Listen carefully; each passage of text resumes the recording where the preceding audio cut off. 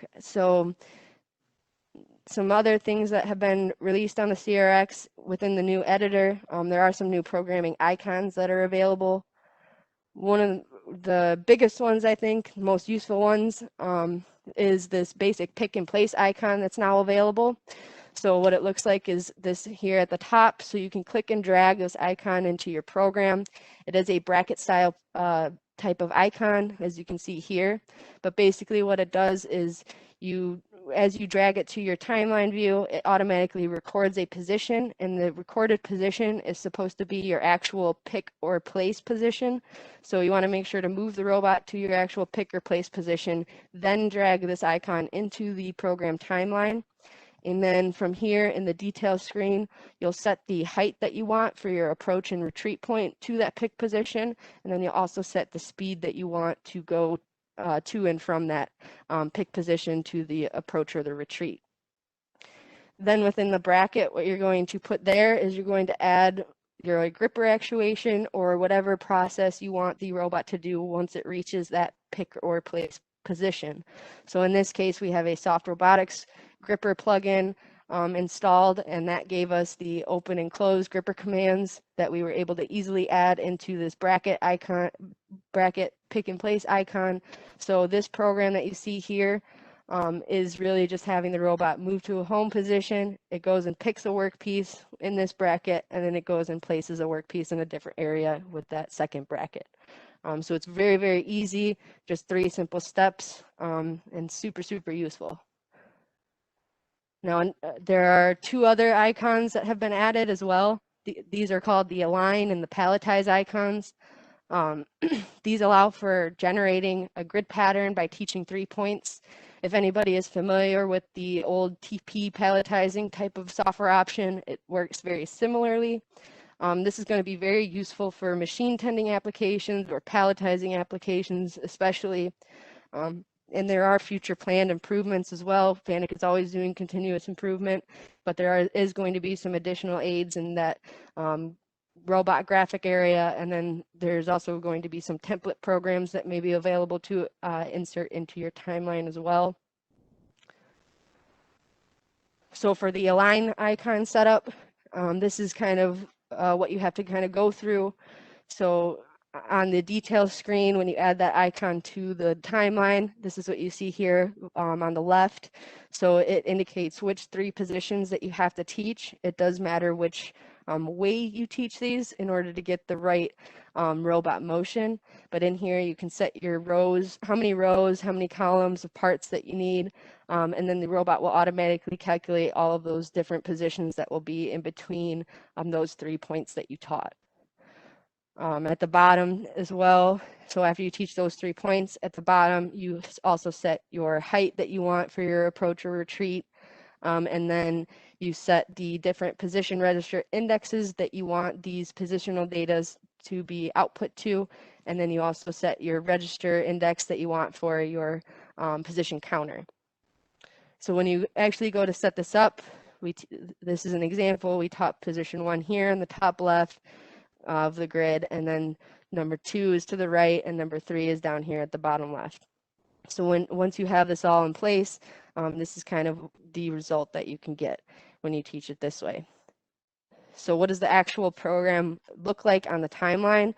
For this particular application that you see here on the bottom right, this robot is picking parts from an angled tray and loading them into a machine. So this is how the program up at the top that you would end up creating to get this actual function.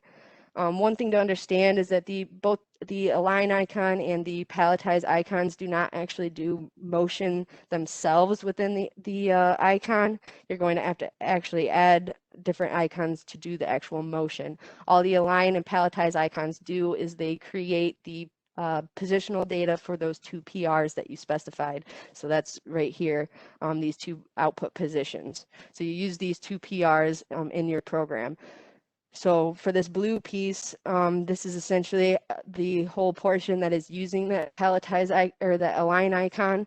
So you set up a for loop, you add your align icon here, and then these 3 positions after here. This one is moving to PR1. Then you move to PR2, which is your actual pick position. Then here you call your gripper actuation program, and then you move back to your PR1. And then this yellow piece here is the whole drop portion of loading into the machine. So you move to your different points, you drop off the part, and then you move back. And then at the end of your for loop, you come back to the beginning here, and then this line icon will index to that next position. So the next time you come through, it's going to go to that next position on the tray. For the Palletize icon, it works very, very similarly to Align. The main differences are that you can change the pallet pattern here. You can change if you want to stack or destack or palletize or depalletize. You can also change the amount of layers that you have, the distance between layers.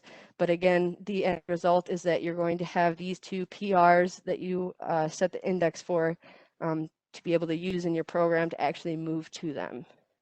So for using the Palletize icon, here's an example of the robot doing palletizing.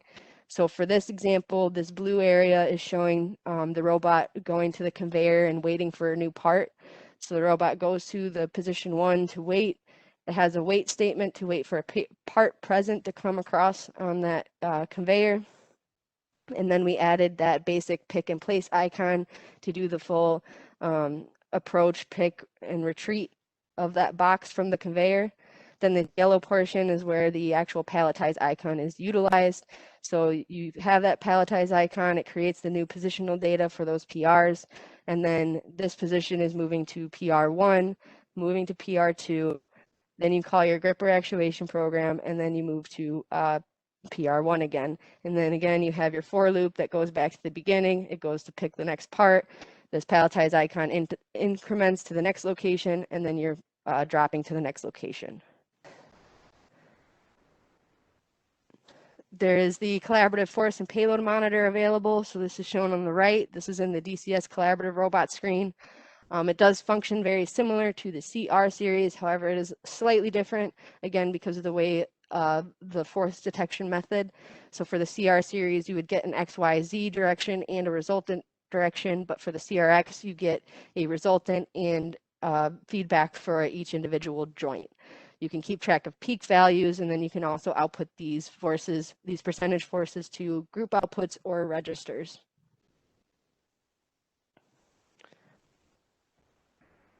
Something new with the CRX, through using the through-arm sensors.